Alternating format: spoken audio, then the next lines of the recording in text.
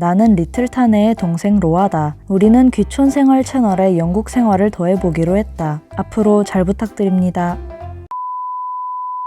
나는 영국 유학생이다. 영국 대학 진학을 결정하면서 나는 기대에 부풀었다. 영국 학생들에게 둘러싸인다. 엄청난 포스의 교수님, 영화 같은 학교 생활이 펼쳐질 게 분명했다. 난 기대에 부푼 채 영국으로 왔고 곧 알게 됐다. 상상과 현실은 다르단 걸. 영국에 오기 전 내게는 환상이 하나 있었다. 바로 영국식 억양이다. 당시 나는 영국 드라마 셜록 홈즈를 보고 있었는데 영국 발음은 왠지 모르게 고급지고 새침하며 앙칼진 느낌이었다. 두근두근했다. 영국 대학에선 모두가 영국식 영어를 쓸 것이고 그러면 난 얼렁뚱땅 영국식 영어를 익힐 것이 분명했다. 그렇게 유학생활이 시작됐고 나는 알게 됐다. 바로 세계는 하나라는 사실이다. 영국인 학생이 대부분일 것이라는 생각과 다르게 10명 중 7명은 외국인이었다. 외국 학생의 반은 중국인이고 나머지 반은 인도, 홍콩 등 전 세계에서 온 학생들이다. 내 귀에는 영어만큼 중국어도 많이 들렸다. 영국 학생들과 대화하는 일도 적었다. 결론적으로 진정한 영국식 영어를 들을 기회가 별로 없었다. 덕분에 나는 더 이상 내 발음이 영국식으로 바뀔지도 모른다는 걱정은 하지 않아도 됐다. 유학을 오면서 기대했던 것 중 또 하나는 바로 교수진이다. 훌륭한 교수님께 고견 한마디 듣기 위해 학비를 냈다고 봐도 무방하다. 나는 몰랐다. 그 한마디를 듣기가 얼마나 힘든지. 교수님들이 자주 하는 말이 있다. 네 프로젝트? 응?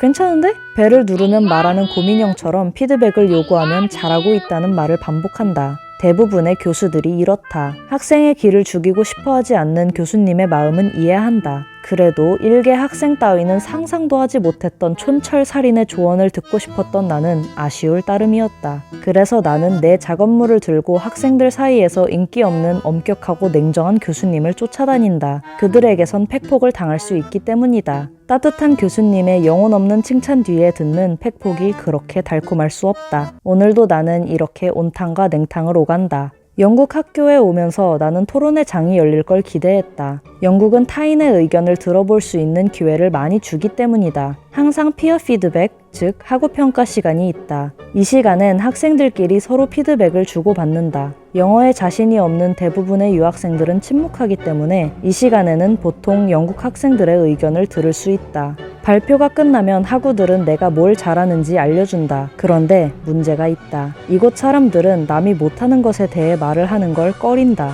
물론 자기가 못하는 걸 지적당하는 것도 싫어한다. 지적하는 사람이 교수님이라고 해도 마찬가지다. 그래서 나는 그들이 똥같은 PPT를 만들어 와도 최대한 돌려 말하려고 노력한다. 직접적으로 구리다고 말하면 소름 끼치는 정적이 찾아오기 때문이다. 디자인과인 나는 친구들이 자신의 디자인에 개 똥같은 색을 써도 그 색은 좀 구린 것 같아 라고 말하지 않는다. 네가 한 거 정말 훌륭한데 그 색은 네가 디자인 속에 담고자 하는 위대한 메시지를 충분히 전달해주지 못하는 것 같으니까 다른 색을 사용하는 것도 고려해보면 어떨까? 라고 말해야 한다. 나는 유학 생활을 하면서 쉬운 말을 길고 장황하게 하는 능력을 키웠다. 간단한 말을 유려하게 꾸며내는 기술은 정말 유용하다. 듣는 사람의 기분을 상하게 하지도 않고 5점짜리 프로젝트를 8점짜리로 격상시킬 수 있다. 영국에서 공부를 하면서 키운 건 말빨뿐만이 아니다. 예술대학인 우리 학교는 다양한 시설을 보유하고 있다. 다른 데서는 보기 힘든 전통적인 기술도 배울 수 있다. 예를 들어 직지심체 요절을 만드는 데에 사용됐던 기술인 금속 활자를 찍어볼 수 있는 레터프레스실이 있다.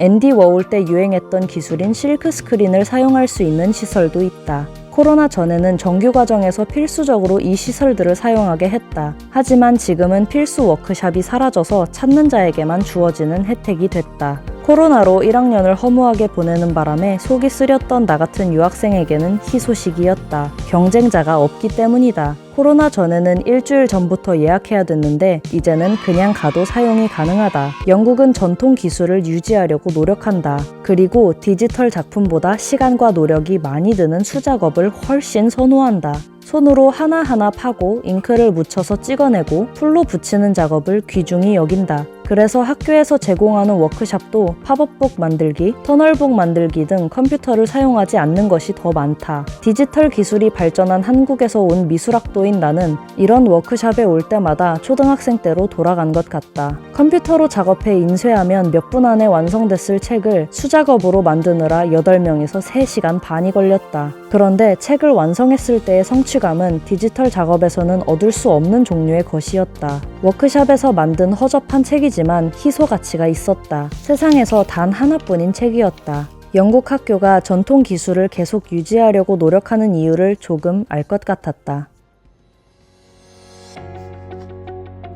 나는 영국에서 공부하며 아날로그 방식을 좋아하는 법을 배우고 있다.